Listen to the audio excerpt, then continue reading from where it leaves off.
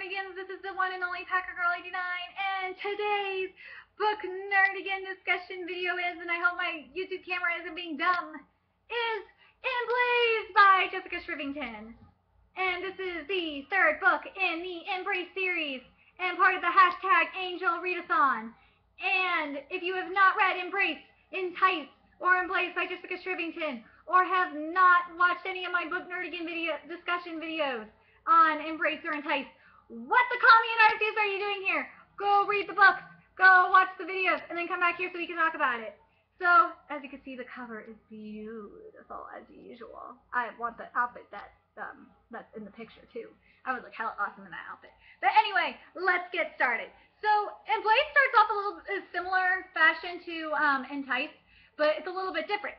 So, it starts off with Evelyn's final moment in life, which is when she gives birth to Violet, and she's talking to Violet's angel parent, which we know is now the Soul, or right now we know him as Lochmet. But so basically, when she gave birth to Violet, Violet was chosen to be the Keshet, and she was chosen to be the Keshet prior as well. But yeah, and the link between realms, and this is because she was already more than human. And, well, yeah, Gregory's are more than human, but it was because it was even more than that, because Evelyn is a Gregory, and James, her dad, is human, so she's already more. And there will never be another one like her. And Evelyn's terms for the trade include that Violet will wear the amulet that was given to her in Emblaze, that we saw in Emblaze. And we find out that Evelyn is 187 years old, which is freaking crazy. And, yeah, and also, we're not going to have midwives. I'm not having a midwife when I give birth. I'm saying that right now. And the Soul did travel with Evelyn to the other realm to a point and gave his essence to Violet as Evelyn died. So, her physical body died. And, but now let's cut to modern day. So, 3 exiles attacked Violet during her art class, and it's like 30 minutes, Violet. You need to keep your shields up, because when Violet is doing art, she can't keep her shields come down when she's doing art, so she can't focus. So you have 3 exiles attacking her art class, and luckily the building where her art class is separate from the rest of the school, so otherwise it would have been hell. Well, it already was hell, but anyway. So Beth and Archer come in, and apparently this is the 3rd time in 5 days this has happened. So almost all exiles, we find out, choose to be in male form because they saw females as inferior with less power, and the monthly bleeding is kind of a disadvantage. So we find out that Beth's strength, after the exiles are killed, Beth's strength is in memory, and she only has a 10-minute window to remove up to 30 minutes of memory at a time, and has to touch the target. And the story that replaced it was that vandals that have been around for the last few weeks have threw huge rocks through the window, and that Miss Kincaid, the teacher, was quick to act and hid them all in the corner. And all the students and teacher and Miss Kincaid will forget them except for Violet. So poor Spence, he missed out on all the action, and of course Lincoln, he came in too because he was worried about Violet. And then all of them, including Lincoln, jumped through the window, and right before Lincoln jumped through the window, he was asking about the painting that, the charcoal painting that Violet was working on, because he said it was beautiful and terrible, and he asked her what it was, and Violet said it was herself. So it kind of shows you how Violet is viewing herself right now, and it sets the tone of Violet's self-worth right now, which is, I love that Jessica set it up this way. But anyway, so Emblaze takes place 6 weeks after the events of Jordan and Violet, and she's still haunted, and same with Lincoln, I believe too. She doesn't say it, but I think Lincoln is too, and that's why they're not near each other. By Nyla's screams, and yay, Steph and Salvatore are officially a thing. And Sal said him and Zoe are having a hard time coming back from the academy due to Spence's rash decision. And Spence is not adjusting to school very well because Griffin made him enroll in school as part of the condition of living there. And with the exception of PE and checking the girls out. Typical guy. But anyway, so Steph has moved from the library to Hades to translate the exile scripture, and that's because Dapper has a better library. Let's go with that. And Onyx is still living in Hades, and Caitlin and Samuel will be there too. And Violet is going to train with Spence and Griffin in the park, and she hasn't been training with Lincoln because of the situation with Nyla. It's still haunting them, as I said. So, yeah, Spence and Violet didn't last very long. Spence got his ass handed to him by Violet. For Spence is just a punching bag. He's like the Yamcha of the series. Well, no, not the Yamcha. He's more like the Krillin, I think. Yeah, I'll go with that for now. But yeah, Griffin versus Violet was fucking insane. Because Griffin knocked Violet into a tree a few times and gave Violet a broken arm. What was really interesting is that Lincoln could sense that Violet was hurt. And Violet could sense that he knew through a honey taste. And it was confirmed that he knew something was wrong because he called Griffin. And he didn't come to heal her because Griffin said that he wanted Violet to heal herself. So she did for the most part, and it worked. But she still had some bruising and pain. So she had to go out for dinner with her dad because they do like this. I think it's like a semi-annual thing where they go out family dinner. Yeah, their family dynamic is weird. So right on the way, Violet first sensed and then had her first run-in with Phoenix, sensed Jordan, who saw this sexy dress that he wanted to buy for her because it would look ravishing. And in some creepy way, Phoenix was giving them privacy, but we later find out that it might not have been Phoenix. It's kind of weird to say. But anyway, we find out that Phoenix had Rudy killed on purpose to separate Violet and Lincoln. And fucking Violet punched him in the face, and he deserved it. And they agreed on the building for the trade scriptures agreement with Maddox for the Gregory and Brighton for the Exiles. And Dad pulled the first ever guilt trip card on Violet too during dinner, and it was like, whoa. I'm not gonna go into it, but whoa, it was sad. But he also pulled Spence ended up during dinner, even though she was late. But Spence showed up, so Violet was talking to Spence, and Spence was saying Lincoln has been patrolling on his own, and Violet can feel Lincoln's pain and wants to run to him. Like literally, she could feel that he has broken ribs. Which is painful. It's crazy. So he killed 2 out of 3 exiles around the area, and 1 is still left. And Lincoln wanted Spence to patrol, but he came to Violet instead, just in case. And Violet's dad told her, came with the bombshell, that he's going out with Caroline, which is a huge thing because he hasn't dated anyone since Violet's mom, Evelyn. So that's a huge thing. So anyway, Violet runs into, wait a minute. I think Violet, oh yeah, so they get back and Violet jumped out the balcony, well, she climbed down the balcony and from her building. That was freaking awesome when she did that. And that's like 12 stories high too, so it was kind of scary too. But anyway, she was running into Lincoln while on patrol, and yes, Violet has every right to stop that exile who's dragging that woman by the hair, but is using imagination to make it seem that they are just on a out for a midnight stroll. And based on the shadows Lincoln can see, she has been preyed on for a long time, and she knows the victim's pain, which is really sad. And I feel bad for Lincoln that he feels the pain feels the victim's pain. And what really sucks, and I hate that exiles are like this, that they're metrosexual. And I'm thinking, please call me an Arceus. Don't let all metros be exiled, please. And whoa, like while they're fighting the exiles just called Violet Phoenix's whore. And it's like, woo, you said the wrong thing, buddy. Ooh, that was low. And the exile says they have enough in numbers to extinct the Gregory, but Lincoln says that Phoenix doesn't have as much control over the exiles as you would think he does.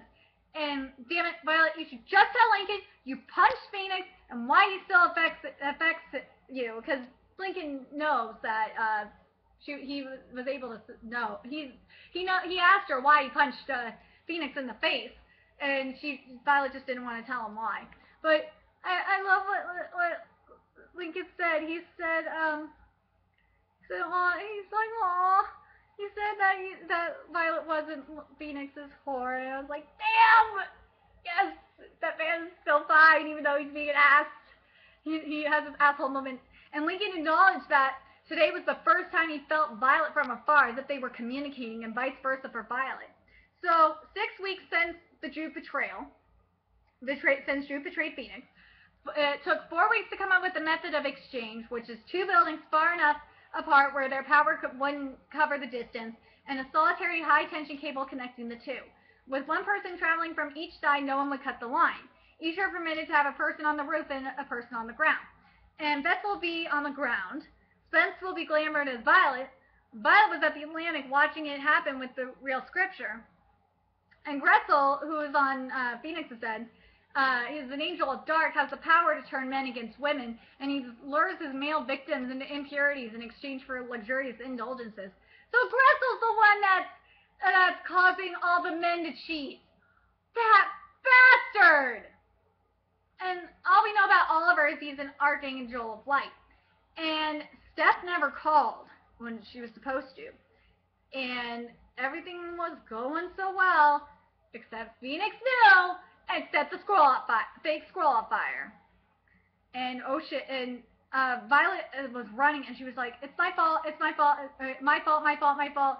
And they get into Hades, and Dapper was on the floor by the minibar, covered in blood, mutilated with his diamond-studded belt around his neck, embedded in his flesh, and the apartment had been torn apart, and Lincoln confirmed he was alive, and he, got the belt off his neck. And Onyx was beaten so bad, you could see his ribs poking through the skin, and it's still alive. And literally, he was saying, "Help me."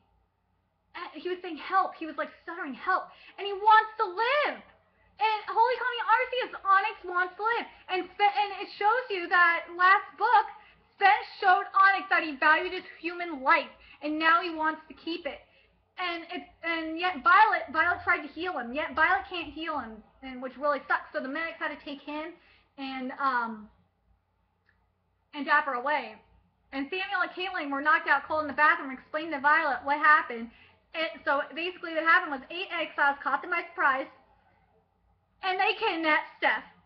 Those bastards kidnapped Steph, and don't blame yourself, Violet, those bastards kidnapped Steph.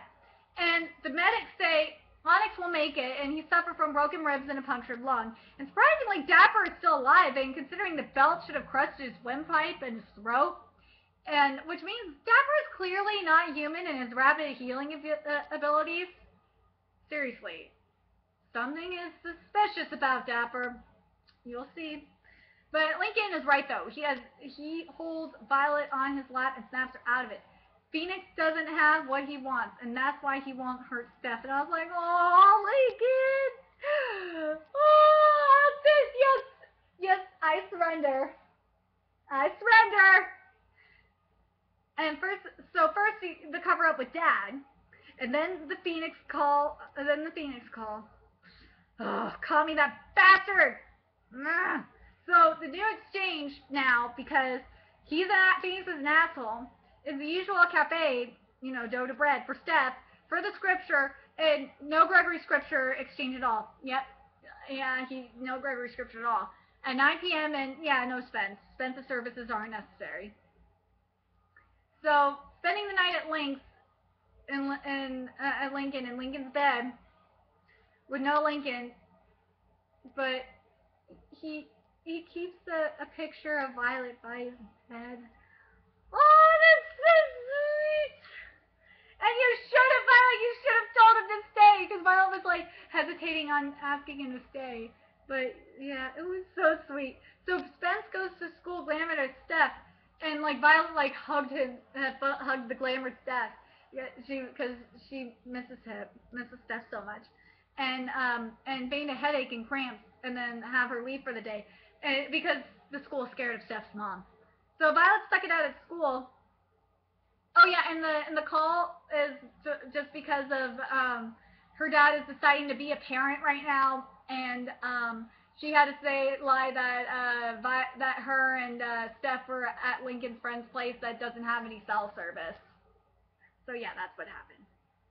So let's see. So Violet stuck it out at school, and then has Griffin beef up her mental defenses, and help her beef up her mental defenses. But according to Griffin, the key to wanting to mentally block out Phoenix out is to truly want to, but deep down Violet doesn't, because the escape/bliss that Violet tried to ignore from time to time that she wants is what Griffin is referring to. It wasn't real. It was completely fake, but it was the total appeal of it.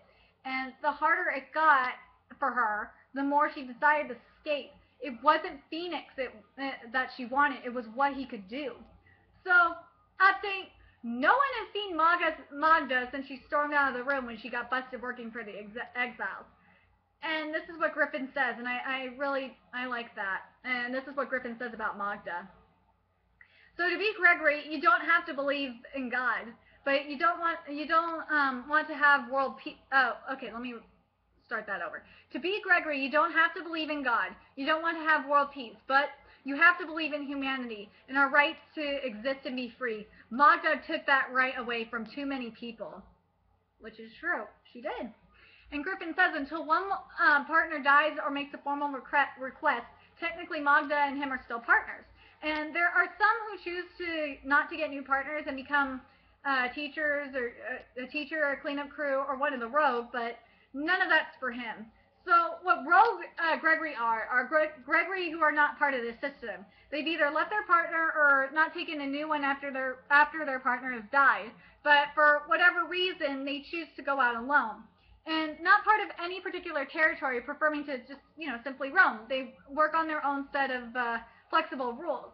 They work on a contract basis in return for income and other resources, but they don't consider themselves part of any team and are unreliable at best. But Violet's mother was always loyal to the assembly. Just when she married Violet's father, she took an extended leave. And wow, when Violet got home, Caroline and Dad were at home. Were enforcing rules. And it just took the words going to the cemetery to change that. Yeah, and Violet didn't have some nasty words for her mother's grave. She did.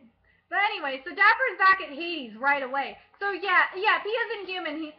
He isn't human. He healed in less than 24 hours. Bruised and battered, but he's okay. And Onyx will be out of the hospital in a few days. And Spence has been... It's surprising. Spence has been the one to visit him, and it looks like they are becoming friends. And it's like, oh, it's so sweet. But yeah. Even though Dapper is grunting, he insisted that they met at Hades. Which is, crazy. You would think that... Because, yeah. So Dapper now has, more locks on his door, so that none of this shit happens again. So, and he wasn't alone in the apartment, too. He had Caitlin, Samuel, Bez, Archer, and were there, too. So, oh snap, Violet got you, Lincoln, with the compliment of revenge, but Lincoln snapped back with being in your ear, so, oh yes, so Violet. So, you'll be listening to your conversation with Phoenix, and yes, Violet is going to exchange the scripture for Steph. Deal with it, Link. Yeah, you gotta deal with it. I love Dapper! Oh my god, this part was so great. So, Griffin was trying to make shit complicated and have Violet say if things go wrong, say the word cherry and they will come in. And then Dapper says this. He says, Christ, you people like to make things complicated. Just give her the damn thing. Her blood-curdling screams will let you know if she needs her. Oh, come on, Lincoln. You have to admit it's funny. That was funny. Don't be a party pooper. Oh, now I gotta do a super calming guru quote. Everybody needs a pooper. That's why they invited you. Party pooper. Party pooper. Alright, that was just fucking hilarious. I'm sorry, I had to do it.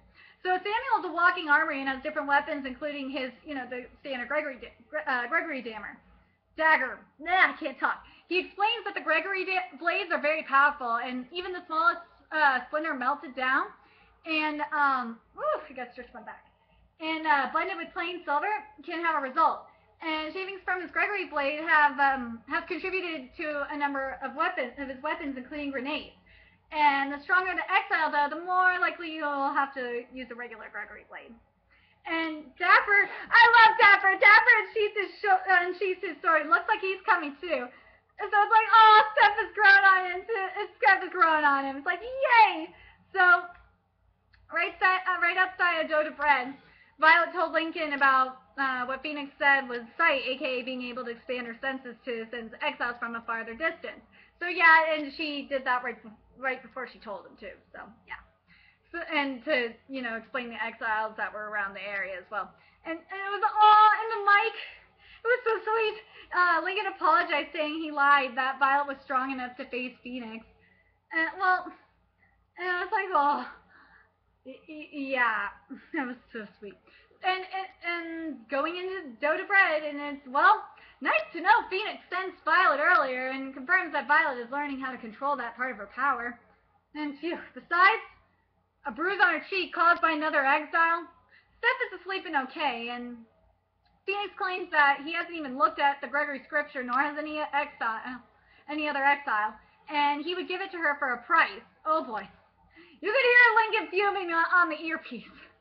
And of course Violet said no. And Phoenix is going to take the scripture from Violet's jacket, and leave through the back door, because that's what Violet said.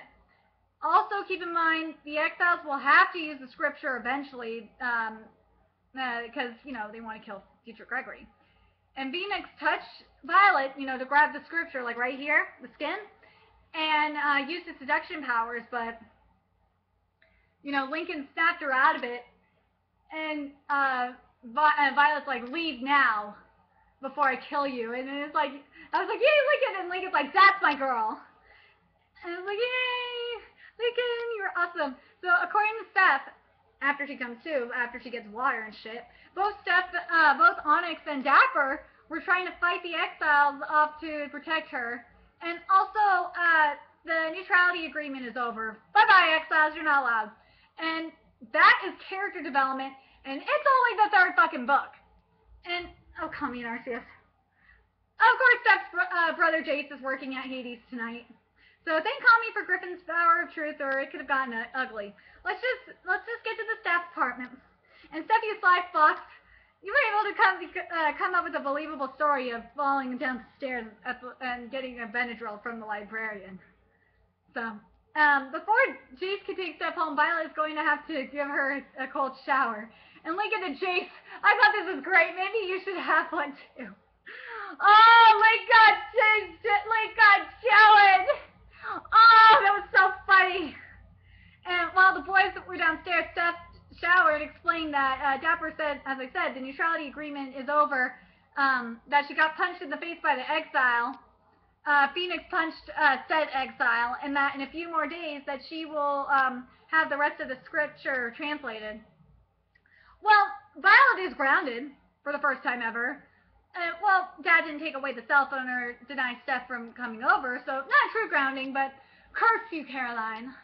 And according to Steph, Jace has a crush on Violet. Seriously, when did life get so complicated? So, according to Steph, who's over at Violet's house, the scripture is written in a code. So the language itself is in ancient Hebrew, which is pretty hard to translate as it is, and the numbers, which are basically every second word correlated to the Hebrew alphabet, but reversed at every sixth word, changes the flow, flips the alphabet, and flips the Hebrew alphabet. This is what Steph has translated so far.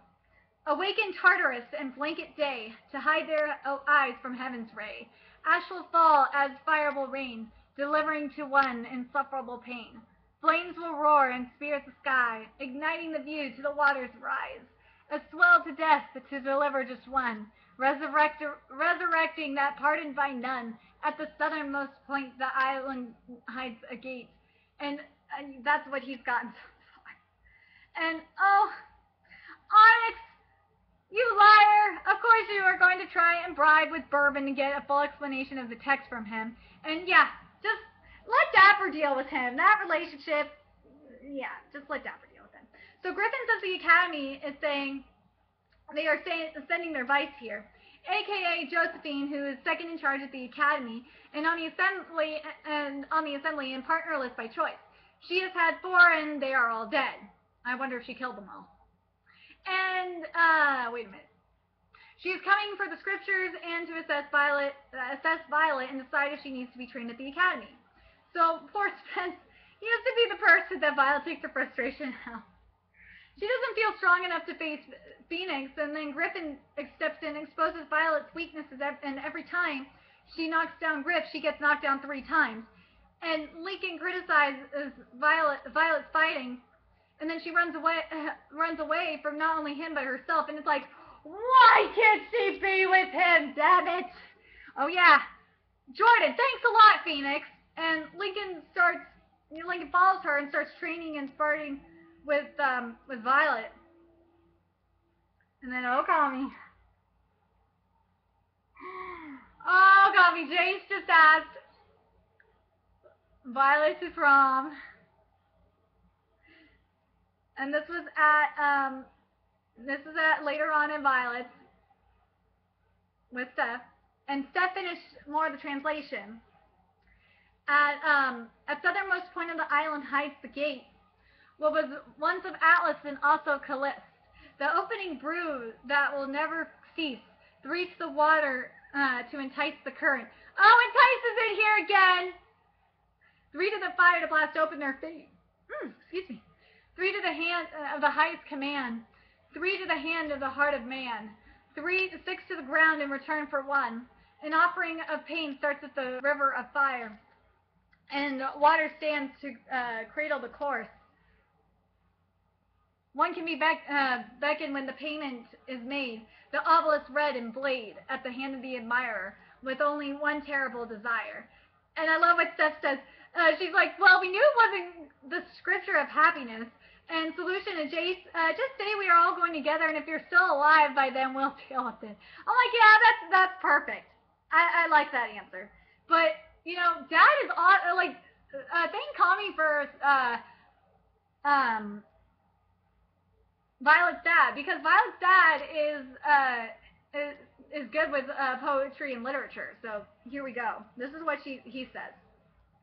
So Calist is the location, and the opening brews that will never cease. And what he says is, cease are things that are fundamental to existence, such as life, nature, death, good and evil. And brew is usually something not very positive. And 3 to the water to entice the current. 3 to the fire to blast open their fate. 3 to the hand. 3 at the hand of the highest command. 3 at the hand of the heart of man. 6 to the ground in return for 1. Those are the sacrifices to the elements. Highest command in the heart of man will make the sacrifices, and heart of man would imply something to do with the love or hate. An offering of pain starts at the river of fire, and that's the emotions of the moment, the investment that will be made. And water stands high to cradle the course, and water has always been a way to travel between worlds or lives. And 1 can be beckoned, one can be beckoned when the payment is made, the obelisk red and blade at the hand of the admirer with only terrible desire. And this is talking about making some sort of payment to be made by the admirer. Red is obviously blood, and the last line implies that the admirer can have only bad intentions. It's almost as if this poem is about invoking some sort of evil. Oh, Kami, Dad, you are spot on. And meeting at Hades, and somehow Onyx is the VIP of the group. Yeah, Onyx has been really valuable, that's for sure. So, an obelisk, if you guys remember from the Star-Crossed trilogy, this will sound, Book Nerdigan discussion video, this will sound a little familiar to you guys. So, it's traditionally a silver coin placed on the eyes of the dead as payment to the ferryman for the journey into the next world or afterlife. That sounds very familiar. So, the sacrifice will be, of course, exiles, which have to be sacrificed as instructed in the scripture. And thanks to Onyx, we have a location, and he will only reveal the location if he gets to go with them, or they will beat it out of him. And he'll give it to the fastest one who gets to him the fastest. And that was funny. So, and I'm going to reveal that location in part 2 of the Emblaze Book Nerdigan discussion.